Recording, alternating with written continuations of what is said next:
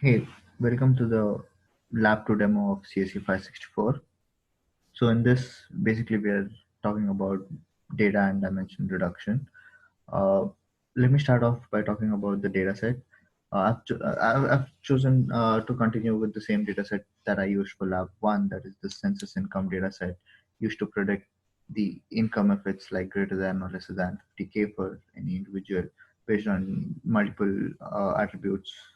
We have about 13 attributes, and it's a large data set, about 29K records, and the outcome of this should be to reduce it to 25% of the data, which comes up to about 7K records. So the tech stack that I've used here is uh, JavaScript for front end, and I've used Angular framework to make it look good, have a dashboard kind of a feel, and I've used Material UI for design.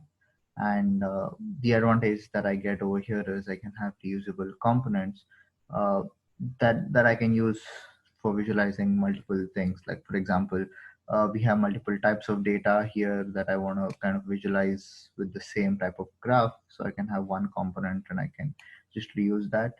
And for my backend, it's a Python backend. I've used Flask server, and I've used scikit-learn for doing PCA, k-means clustering, and MDS. So let's start off by uh, seeing the required outcomes. So the first task was to cluster our data and reduce the number of data points that we have. So basically, when we cluster it, we can see that uh, we we've clustered it for multiple values of k, and we observe the standard error, and we can see that there's an elbow at k equal to 3. So we can observe a tangent over here, and so it's the ideal number to cluster it. So I've clustered the data into uh, three clusters, and then I've picked 25% of data from each of it, and that becomes my stratified sample. I also have a random sample of 7K odd records, and my original data is about 29K records. So in task 2, we're going to use these three different types of data, and we're going to see how we can reduce the dimensions of it.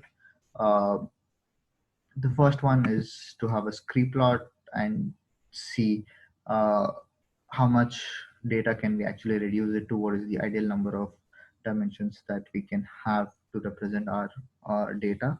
So for the original data set, which was about like 29K records that I mentioned, we have I have done like principal component analysis, and I've got different principal components, and I have observed it against the explain variance, and I can see that for about 75% variance, I'll require about like 7 principal components. So I can basically reduce my data, which is of about 14 dimensions, to 7 dimensions. Almost half of it I can reduce. Similarly, I can check the same thing for random data, and which looks very similar to my original data and my stratified data. That is, after clustering and picking out data from each of the cluster, uh, even this looks pretty similar to the original data. I mean, this could definitely mean that the data set does not have a lot of variations based on different attributes, and hence, though I pick a random data or a reduced data, I'm still getting somewhat similar variance for each attribute. Let us see if we can find anything else. Uh, so the next task was to find the PCA loadings. Uh, Basically, what we do is from the previous scree plot, we figured out that we need about 7 principal components as the minimum number of dimensions that we can uh, not minimum number of dimensions, but the ideal number of dimensions to show, or so much 7 dimensions will basically tell me that I have about 75% of my variations. So in my PCA loading, what we do is we take each attributes and we uh, see how much influence does these attributes have, these 14 attributes have on those 7 principal components, and we take the sum of the squared loadings to see uh, what attribute is actually important to us. So for the original data set, we find that the occupation attribute is like uh, one of the attributes that has more influence, and that makes sense. Like if you're calculating the income of a person, then obviously the occupation does play a very important role. And we see that work class and the final weight, capital loss, these kind of things kind of have influence on these things. And some of the things like their relationship or how many hours per week they work has a little bit of lesser influence, because probably everyone ends up working for similar working hours, and irrespective of their relationship or their gender or their marital status, things don't really matter. uh, Similarly, we can also see for random data, when we kind of uh, try to see how much influence does each of these attributes have for that particular sample data, we find that it is somewhat similar, and the top 4 or 5 attributes is same. But we also see that there are some differences, that maybe country has more influence on these dimensions, while for a random data, it, it, the country has lesser than the age. uh, Similarly, we observe some amount of variations for random data versus original data, and when we compare that with our stratified data, we actually observe that it is pretty similar to the original data. So we can say that our stratified data is like a good representation of our original data, at least in this aspect, uh, for now. With that, like, one, though all the three graphs look a little bit similar, but there are some differences. But with the values of the squared sum of squared loadings, what we can basically say that, like, the first 4 attributes probably is like the ones that have the most influence, while the last 2 or the last 4 per se has like the least, or is probably like the weak influential uh, attributes, which we can probably eliminate, and the rest of the attributes have somewhat like a medium kind of an influence on the data set. So what do we do with this? So basically, when we find that these are the attributes that have like the most influence, we can probably visualize that to kind of see how does that data vary. uh, One more thing to note is most of these look a little bit like a categorical data, though there are like a lot of numerical data like capital gain, capital loss, age, and hours per week, and the final weightage of the individual and things like that. But since we have a lot of categorical data, the ideal way would not be to one hot encode the whole data. I have done that for the gender, and I have come up with a male and a female, but ideally it would just like increase it to hundreds of dimensions, and that would just be a problem. In a real world scenario, we could definitely use something like an MCA, multiple correspondence analysis, for such data. But for now, for this experiment, I have gone and label encoded that, and let's see how does a scatter plot matrix look for such a data. uh, since the data is too much, it just takes time to uh, make the API call and pull that data. uh, the whole data itself is about like 300 plus MB, because we have like about 29K records for the original data, plus about 14K for the other two. So we can see that, like, So this is like a scatter plot matrix of the top three PCA loaded attributes for the original data set.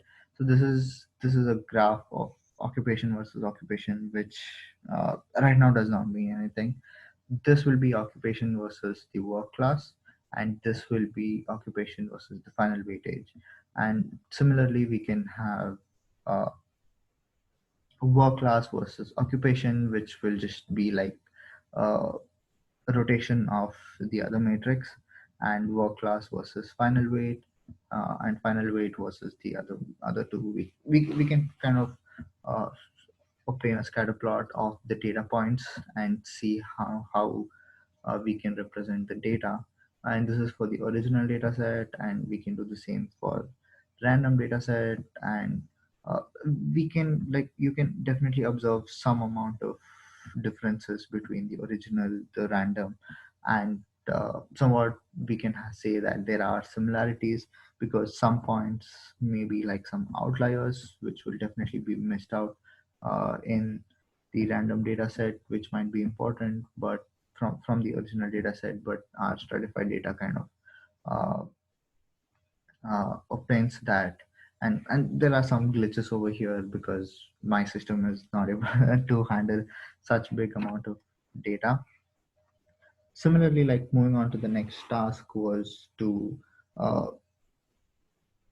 see the probably the MDS of, like, how do you actually represent the whole data, like how we used, like, individually we took two different attributes and we showed the whole representation of the data for like 14 attributes over 7 attributes, having taking only two uh, attributes at once and showing it would just take a long time.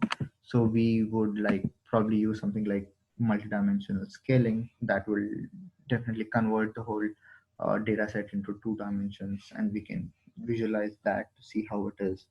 Uh, MDS is basically, it calculates the difference between the distance basically between two data points, and it correlates that to find it and to reduce the dimensions.